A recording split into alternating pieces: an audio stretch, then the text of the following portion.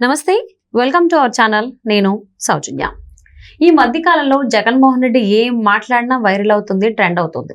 ఇప్పుడు కూడా ఆయన ఒక మాట అన్నారు, నేను మోదీకి సపోర్ట్ చేస్తున్నాను, వన్ నేషన్ వన్ ఎలక్షన్ అనేటువంటి దానికి సంబంధించి అంటున్నారు. మరి ఈ అంశానికి సంబంధించి మనతో మాట్లాడడానికి, వారి విశ్లేషణ అభిప్రాయాన్ని మనతో పంచుకోవడానికి ఈ రోజు మనతో పాటు ఉన్నారు సీనియర్ జర్నలిస్ట్ డాక్టర్ దుర్గా వడ్లమని ఉన్నారు. వారితో మాట్లాడదాం. నమస్తే అండి. నమస్తే. జగన్మోహన్ రెడ్డి మోదీకి నేను సపోర్ట్ చేస్తున్నాను, ఈ వన్ నేషన్ వన్ ఎలక్షన్ అంశానికి సంబంధించి అంటున్నారు. దీన్ని ఇప్పుడు ఏ విధంగా చూడాలి అంటారు? ఒకటే విధం అమ్మా. ఏంటంటే ఇప్పుడు యాక్చువల్గా ఆయనకి ఎవరు జగన్మోహన్ రెడ్డి గారికి బీజేపీ తనకు సపోర్ట్ చేయకపోవటం అనేది చాలా బాధాకరంగా ఉంది. ఆయన దాన్ని తట్టుకోలేకపోతున్నాడు. అందులో ముఖ్యంగా తెలుగుదేశానికి, జనసేనకి బీజేపీ సపోర్ట్ చేయటం అనేది ఆయన జీర్ణించుకోలేకపోతున్నారు.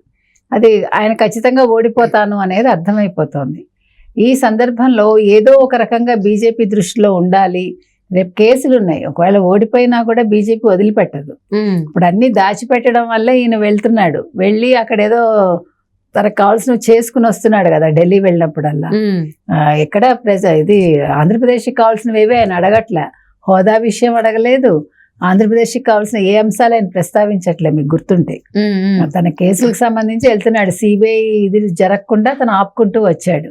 అంతే కదా, మన సిబిఐ కూడా మళ్ళా కోర్టుకెక్కి తన కంప్లైంట్ స్పెషల్ కోర్టు కావాలని అడిగింది. సో ఇప్పుడు జగన్మోహన్ రెడ్డికి ఏం చేయాలో నిజంగా అర్థం కావట్లా. ప్రతి ఒక్కటి ఆయనకు ఎదురు తిరుగుతోంది. ఇప్పుడు పెన్షన్ల పంపిణీ సరిగా చేయలేకపోతున్నారు. లాస్ట్ మంత్ అలా అయినప్పుడు 1 month టైం ఉన్నప్పుడు ఇప్పుడు సక్రమంగా చేసి ఉండొచ్చు కదా. మొన్న మేనిఫెస్టో చూస్తే మేనిఫెస్టో అందరూ పెదవి విరిచారు. అంతకుముందు ఆయన అఫిడవిట్ చూసి అందరికీ కోపం వచ్చింది. ఎందుకంటే పేద ముఖ్యమంత్రిని అన్నాడు కదా, 780 కోట్లు ఉంటే పేద ముఖ్యమంత్రి ఏమోను అని. అట్లా పాపం వాళ్ళకి అర్థం కావట్లే ఆంధ్ర ప్రజలకి. గొర్రెలు అనుకున్నాడు, కానీ వాళ్ళు గొర్రెలు కాదనేది ఇప్పుడు ఎలక్షన్స్ లో చూపిస్తారు. మేము గొర్రెలం కాదు, మేము మనుషులం, మాకు బుర్ర ఉందని. సో ఇన్ని జరుగుతూ ఉంటే ఆయనకి చెల్లెళ్లతో తట్టుకోలేకపోతున్నాడు. అవినాష్ రెడ్డి విషయంలో ఏం చేయాలో అర్థం కావట్లే. అవినాష్ రెడ్డిని గెలిపించుకుంటాడా, తను గెలుస్తాడా, అయితే తన ఎమ్మెల్యేలను గెలిపించుకుంటాడా? ఇప్పుడు ఆయనకి దిక్కుతోచని స్థితిలో ఉన్నాడు. ఎమ్మెల్యేలు చూస్తే ఒక్కొక్కడు అసలు మనం మాట్లాడటానికి కూడా సరిపోరు, అంత గొప్ప వ్యక్తులు. అటు కొడాలి నాని గాని, ఇటు మన అంబటి రాంబాబు గారు, రోజా గారు, వల్లభనేని వంశీ గారు, ఇంకా సజ్జల గారు చెప్పక్కర్లే. ఆయన ఏం మాట్లాడదు. ఆయన ఇప్పుడు నిజంగా చెప్పాలంటే జగన్మోహన్ రెడ్డి ఓడిపోవటానికి ఏకైక కారకుడు సజ్జలే. మద్యం పాలసీ గురించి మొన్న ఏమన్నాడో విన్నారా మీరు? ఆయన కలట, మద్యపాన నిషేధం చేయటం ఆయన కలట. ఆయన ఒక్కొక్క దాని గురించి వివరించి చెప్పాడమ్మా. జనాలకి తల తిరిగిపోవాలి, మొత్తం ఇంటర్వ్యూ చూడాలి ఎవరైనా. అంటున్నారు ఆ జే బ్రాండ్స్ మందు తాగి అందరికీ తలలు తిరుగుతున్నాయంట. అవును, ఇప్పుడు జే బ్రాండ్ తాగి తలలు తిరగడం కాదు, ఉన్న మతిపోతోంది ప్రజలకి. నిన్నను చంద్రబాబు నాయుడు గారు చెప్తున్నారు, నిన్న ఒక సభలో, ఒక సీసా వేసుకుంటే మత్తు రాదుట, 2 సీసాలు వేసుకుంటే హాస్పిటల్కి వెళ్ళటమేట.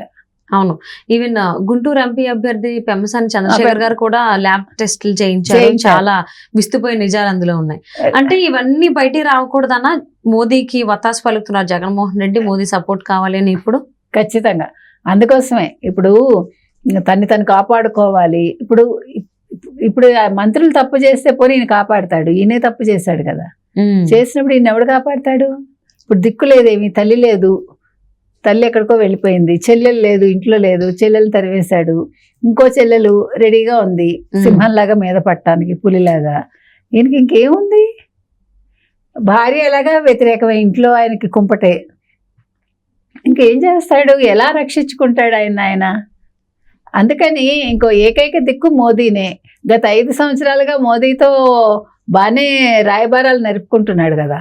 అందుకోసం ఇప్పుడు దీనికి సపోర్ట్ చేస్తున్నానంటే గొడవ ఉండదు ఆయనకి. కొంచెం సేఫ్లో ఉంటాడు అనమాట. ఓడిపోయినా కూడా కొంచెం సేఫ్లో ఉంటానేమో అని అనుకుంటున్నాడు. కానీ మోదీకి నువ్వు సపోర్ట్ చేయటం ఏంటని ప్రజలు అడుగుతున్నారు. ఇప్పుడు మోదీ నీతో లేడు, మోదీ బీజేపీ వచ్చి జనసేనను తెలుగుదేశంతో ఉంది కదా, నీకేంటి సంబంధం అని ప్రజలు అడుగుతున్నారు. అంతే కదా. ఇప్పుడు నేను సింహం సింగిల్గా వస్తుందని మళ్ళీ నువ్వు మోదీకి ఎందుకు సపోర్ట్ చేస్తావు? నువ్వు సింహాను కదా. సింహం మరి ఎందుకు ఇట్లా గడ్డి మేస్తుంది? అదే ప్రజలకు అర్థం కావట్లా. అంటే జగన్మోహన్ రెడ్డి ఈ ఎన్నికలు అయిపోయిన తర్వాత జైలుకి వెళ్ళేటువంటి అవకాశం ఉందని చెప్పేసి అని చాలా మంది విశ్లేషకులు అభిప్రాయపడుతున్నారు. సో అది నిజమని ఆయనకు తెలిసి బట్టే ముందే మోదీని కాకపట్టడానికి ఆయన చెప్పిన దానికి వత్తాసు పలుకుతున్నాడా, ఇన్ని రోజులు సైలెంట్ గా ఉండి ఎలక్షన్ మూమెంట్ లో ఇప్పుడు నేను ఆయనకు మద్దతు పలుకుతున్నాను అని చెప్పడం? అంతే కదా. ఇప్పుడు డెఫినెట్ గా ఆయన కేసులన్నీ తిరగదొడతారు. ఇప్పుడు సిబిఐ ముందుకు వస్తుంది. ఎన్ని కేసులు ఉన్నాయి ఏకంగా ఆయన మీద. ఇప్పుడు ఎంత అసలు ఆస్తి ఆయన ఎంత 43 లక్షల కోట్ల ఎంతో క్విడ్ ప్రోకో ద్వారా వచ్చింది. మరి ఇవన్నీ కూడా తీస్తే ఇప్పుడు ఇంత బంగ్లాలు కట్టుకున్నాడు, ఇంత ఆస్తి ఇంకా చెప్పంది ఎంతో ఉంది ఆయన అఫిడవిట్ లో. ఇవన్నీ బయటకు తీస్తారు కదమ్మా, ఇవన్నీ మామూలు విషయాలా? ఇవన్నీ కూడా కలిపి జగన్మోహన్ రెడ్డికి రేపొద్దున్న డెఫినెట్గా ఆయన జైల్లో గడపాల్సిందే జీవితకాలం. ఇంకోటి ఒక కేసు వేసి ఇంకో కేసు, ఒక కేసు వేసి ఇంకో కేసు అట్లా వస్తూనే ఉంటాయి. కాబట్టి ఇదేదో 7 ఏళ్ళ 14 ఏళ్ళ కాదు, ఆయన చర్మాంకం అంతా కూడా జైల్లోనే గడుపుతాడు 3 వంతులు. సో అందుకోసం ఇప్పుడు దిక్కుతోచిన స్థితిలో ఉన్నాడు. ఎందుకు ఇంత సంపాదించుకుని కూడా అనుభవించే యోగ్యత ఉండదు కదా.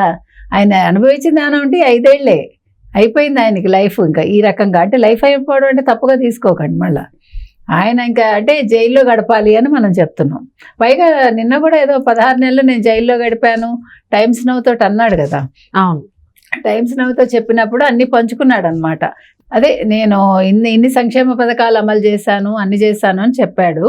చెప్పాక నేను ఏ పార్టీకి నేను మద్దతు ఇవ్వట్లేదు, కానీ ఈ విషయంలో మాత్రం మోదీకి నేను సపోర్ట్ చేస్తున్నాను, 1 నేషన్ 1 ఎలక్షన్ అన్నదానికని క్లియర్ కట్గా చెప్పాడు ఆయన. సో అంటే ఇప్పుడు ఈ టైంలో అంటే ఆయనకి అన్ని వైపుల నుంచి ఎదురు దెబ్బలు తగులుతున్నాయి. అంటే సునీత్ గారి దగ్గర నుంచి కావచ్చు, శర్మల దగ్గర నుంచి కావచ్చు, ఏపీ ప్రజల దగ్గర నుంచి కావచ్చు. ఇంకోవైపు పక్కనే పెట్టుకుంటే అవినాష్ రెడ్డి నుంచి కూడా ఒక కైండ్ ఆఫ్ నెగిటివ్ ఎఫెక్టే పడుతుంది జగన్మోహన్ రెడ్డికి. అంటే ఇవన్నిటి నుంచి తప్పించుకోవాలంటే కేంద్రంలో సపోర్ట్ కావాలి. కాంగ్రెస్ సపోర్ట్ చేయదు, ఎందుకంటే వాళ్ళే కేసులు పెట్టి నన్ను జైలుకి పంపించారని నేను అంటున్నారు కాబట్టి. మరి నెక్స్ట్ ఆప్షన్ ఏది ఉంది? మోదీ తప్ప వేరే ఆప్షన్ లేదు. ఆప్షన్ లేక దిక్కుతోచక మోదీకి సపోర్ట్ చేస్తున్నాడు జగన్మోహన్ రెడ్డి అని కొంతమంది అభిప్రాయపడుతున్నారు విశ్లేషకులు. దీని గురించి మీరు ఏమంటారు? కరెక్ట్గా చెప్పారు మీరు. అన్యథా శరణం నాస్తి త్వమేవ శరణం మామ. ఇక్కడ మోదీయే శరణం, ఆయనకి శరణు కోరాడు ఈయన. ఎందుకంటే ఇప్పుడు అవినాష్ రెడ్డిని పక్కన పెట్టుకోవడం కూడా పెద్ద మైనస్ ఈయనకి. అసలు మనం చూస్తే ఆయనకి శత్రువులంతా తన వాళ్లేనమ్మా. తను ఎక్కడి నుంచో తనకేవి రాదు నెగిటివ్. ఫస్ట్ తన వాళ్లే తనకి నెగిటివ్. ఆ నెగిటివ్ వల్లే ప్రజలు కూడా నెగిటివ్ అయ్యారు. అది ఆయన గుర్తించట్లేదు. ఎప్పుడు కూడా మనకి చెడు జరిగేటప్పుడు మనకి తెలియదు, సంకేతాలు ఇచ్చినా కూడా మనం గ్రహించం, కోరి తెచ్చుకుంటాం కష్టాలు. అట్లా ఈయన కోరి తెచ్చుకున్నాడు. ఇప్పుడు నీకు ఎందుకు అసలు, నీకు పట్టా పాస్ పుస్తకాలు మీద నీ ఫోటో ఎందుకు? వాళ్ళ పాస్ పుస్తకాలు వాళ్ళ ఫోటోలు వేస్తావా, నీ ఫోటో వేసుకుంటావా? ఇలా ప్రతి దాని మీద, చిక్కీల మీద నీ ఫోటో, కప్పు మీద నీ ఫోటో, కోడిగుడ్డు మీద నీ ఫోటో. అది ప్రజలు నవ్వుతారా ఏడుస్తారా? నిన్ను మింగుతారా ఏమన్నా ప్రజలు నీ ఫోటో ఉంటే? అసలు ఎందుకు వేస్తావు? సో మరి జగన్మోహన్ రెడ్డి అన్ని రకాలుగా ప్రయత్నిస్తున్నారు సపోర్ట్ కోసము. మరి రాబోయేటువంటి ఎన్నికల తర్వాత ఆయనకి ఏం జరుగుతుందని, ఏ భయం ఉందో ఏంటో.